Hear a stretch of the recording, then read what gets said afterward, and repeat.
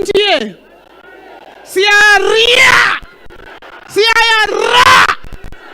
Bas. Anaye jomorwa ko rais gilweto kama. Jomorwa ko president marwa ka uono dalaka afwana uru badwe ya mukama. Bas. Your Excellency, mimi nimekukaribisha kama mwenyekiti wa chama kikubwa zaidi South of Sahara and North of River Limpopo, chama cha ODM. Na mheshimiwa, tunakushukuru sana kwa kuchukua mheshimiwa Wandai umweke waziri wa kawi.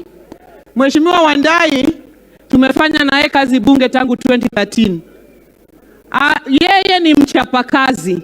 Na mheshimiwa rais, vile sisi tunapewa nickname kama mimi naitwa Odiso, mheshimiwa Wandai nickname yake ni intellectual. Hapa Ugunda akitembea anaitwa intellectual kwa sababu wako na akili ya juu sana.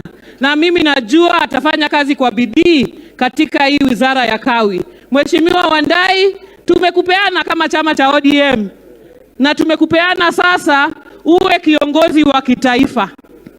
Usituaibishe hata kidogo.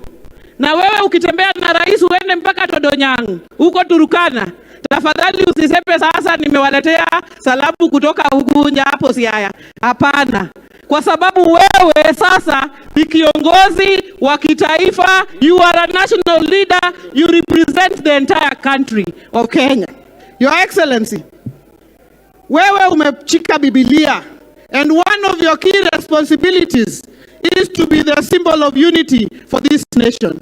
Na sisi tumefurahi sana kwa sababu hata hii sehemu tulikuwa tumewachwa nyuma na wewe umetuleta ndani na umesema tutembee pamoja. Mheshimiwa Rais, usiogope, unganisha Kenya kutoka Vanga mpaka Nyatike Wuotho Rumo.